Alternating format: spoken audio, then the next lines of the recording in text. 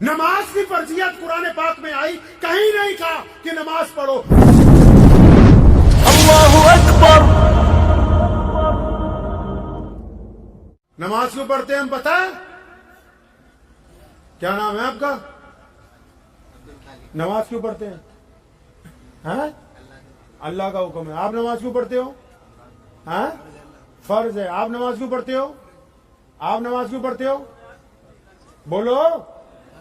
باقی سارا بھی تمہیں جیسے ہے، ٹینشن نہ لو تم۔ اندازہ لگاؤ، 5 وقت نماز پڑھ رہے ہو 70 سال سے، یہی نہیں پتا تمہیں کہ ابھی نماز کیوں پڑھ رہے ہو؟ یہ تو ابھی سیمپل پیش کر رہا ہوں میں، باقی دین کا تو پتہ نہیں کیا کچھ کر رکھا ہے ہم نے، اپنے ہاتھ سے اسلام کا بیڑا گرک کیا۔ اور بتاؤں، ایک جگہ سے میں گزرا آپ ہی کے صوبے میں، تو مجھے کچھ لوگوں نے روکا، آج سے 5-7 سال پہلے کی بات ہے۔ میرے والد محترم مولانا حبیب الرحمان لدھیانوی رحمۃ اللہ علیہ موجود تھے اس وقت دنیا میں، تو مجھے انہوں نے روکا اور چند سپاہیوں کو دیکھ کے میرے پاس کچھ مسلمان آئے، اجی حضرت نماز پڑھنے رکے ہو مسجد میں، تو پتہ ہے آپ نائب امام ہو، کچھ بتا دو۔ تو میں نے ان سب کو بلایا اپنے پاس، میں نے کہا بتانے کا ٹائم تو نہیں ہے، ایک بات پوچھنا ضرور چاہتا ہوں، تمہیں بھی پوچھ لیتا ہوں، ریکارڈ چاہے ہو جائے کوئی بات نہیں۔ تو میں نے ان سے یہ کہا کہ یہ بتاؤ، یہاں دل پہ ہاتھ رکھ کے بولو، دل پہ ہاتھ رکھ لو ذرا۔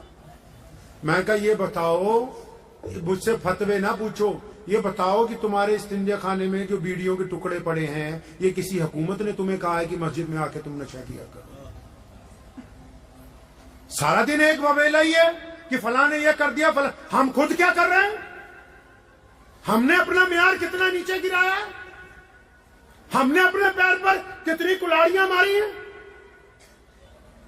بار بار شکست ہو رہی ہو، اگر بار بار ناکامی ہو رہی ہو، تو اس کا مطلب یہ نہیں ہے کہ بھائی ہم میں کوئی خرابی نہیں، اس کا مطلب یہی ہے کہ ساری خرابی ہم میں موجود ہے۔ سنو، پیارے پیغمبر نے کہا کہ پاجامہ ٹکنا سے اونچا رکھو، اور اس کو اونچا ہی رکھنا پڑے گا کیونکہ یہ رسول اللہ نے کروایا ہے۔ لیکن جس دن یہ کہا تھا کہ اس کو اونچا کرو، بلال حضرت ابوبکر صدیق دوڑے دوڑے آئے، یا رسول اللہ میرا اچانک کئی بار ڈھلک جاتا ہے۔ وہ فرمایا ابوبکر تو کیوں فکر کرتا ہے؟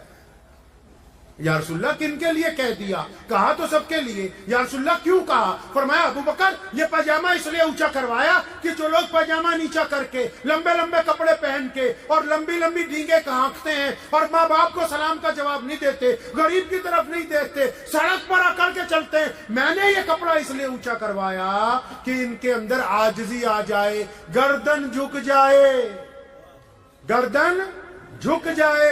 اب ایک بندہ ہو میرے جیسا مولوی، پاجامہ بھی ٹخنوں سے اونچا ہو اور اپنے باپ کو سلام نہ کرتا ہو، ماں کی عزت نہ کرتا ہو، بیوی کے منہ پہ تھپڑ مارتا ہو، بچوں سے گنڈا گردی کرتا ہو، پڑوسیوں سے اس کی بنتی نہ ہو، 5 وقت بھی نماز پڑھتا ہو، اب یہ کمبخت پاجامہ ٹخنوں کی بجائے گھٹنوں پہ بھی کر لے، تب بھی شریعت کو اس سے کچھ لینا دینا نہیں۔ مسئلے کی روح قتل کر دی نا۔ نماز کی فرضیت قرآن پاک میں آئی، کہیں نہیں کہا کہ نماز پڑھو، ہر جگہ اللہ نے کہا نماز کو قائم کرو۔ کیوں قائم کرو؟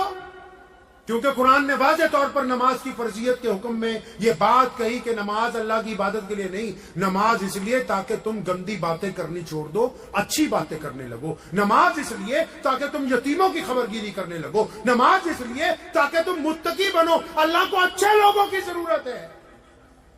اب بندہ نماز بھی پڑھتا ہو، ٹھگی بھی مارتا ہو، نماز بھی پڑھتا ہو، چوری بھی کرتا ہو، نماز بھی پڑھتا ہو، کسی کی بیٹی کا نمبر بھی لینے کے چکر میں ہو، نماز بھی پڑھتا ہو، اپنی کسی بہن کی طرف گندی نگاہ ڈالتا ہو۔ کس بدبخت نے کہا کہ تو نمازی ہے؟ یہ نمازی ہونے کا ڈھونگ رچ رہا ہے، اس کی نماز تو اس کو گناہ سے روک ہی نہیں رہی۔ اگر اس کی نماز اس کو گناہ سے نہیں روک رہی، اس کو اور اچھی طرح نماز پڑھنی ہے۔ اور یہ کس نے کہا کہ مسجد عبادت کے لیے بنائی؟ رسول اللہ نے کہا مسجد بنائی ہے تاکہ تم اکٹھے ہو کر عبادت کرو، تاکہ کندھے سے کندھا جوڑ کے کھڑے ہو، تاکہ تمہارے دل مل جائیں، تاکہ تم دکھ درد میں ایک دوسرے کا ساتھ دو، تاکہ خوشی کے موقع پر تم اکٹھے رہو، تاکہ رنگ اور نسل کے بھید مٹ جائیں۔ اگر مسجد میں جا کے بھی یہ پتہ نہیں ہے کہ میرا کون سا ساتھی دکھی ہے، پریشان حال ہے، تو پھر جماعت ابھی اپنے مقام تک نہیں پہنچی ہے۔ تو ایسی باتیں اگر کرتے رہیں گے میرا خیال صبح ہو جائے گی۔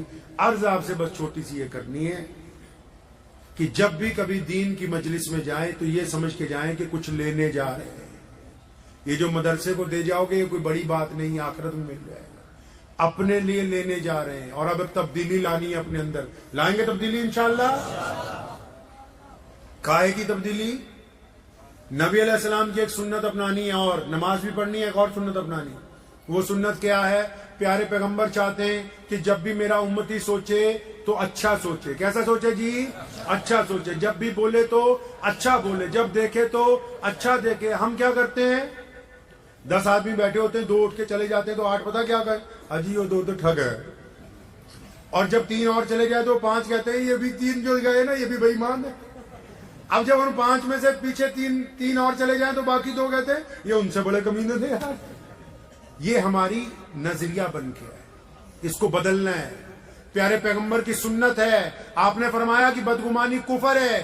اچھا سوچنا ہے اپنے بھائیوں کے متعلق، ماں باپ کے متعلق، بیوی کے متعلق، پڑوسی کے متعلق، ہندو سکھ دوستوں کے متعلق، غیر مسلم بھائیوں کے متعلق. جب بھی امید لگانی ہے اچھی لگانی، برا نہیں سوچنا. رسول اللہ چاہتے ہیں کہ ہم مثبت سوچیں، پازیٹیو سوچیں. سوچیں گے پازیٹیو انشاءاللہ؟ اگر آپ پازیٹیو سوچیں گے حالات تبدیل ہوں گے، اللہ تعالیٰ آپ کو عزت عطا فرمائیں گے. اگر آپ نیگیٹو سوچیں گے، کیونکہ رسول اللہ نے کہا نا، اللہ نے کہا کہ میں بندے کے گمان کے ساتھ ہوں. آپ چاہتے ہیں کہ اچھا ہو تو پھر اچھا ہوگا، آپ چاہتے ہیں کہ میرے ساتھ برا ہونے والا ہے تو برے اسباب آ جائیں گے. اس لیے اپنی نیت کو درست رکھنا. کریں گے انشاءاللہ. دعا کیجیے اللہ تعالیٰ مجھے بھی آپ سب کو. امید ہے کہ آپ کو یہ ویڈیو پسند آئی ہوگی. اگر پسند آئی ہو تو یہ آپ اپنے دوستوں کے ساتھ شیئر کریں اور اس چینل کو سبسکرائب ضرور کریں.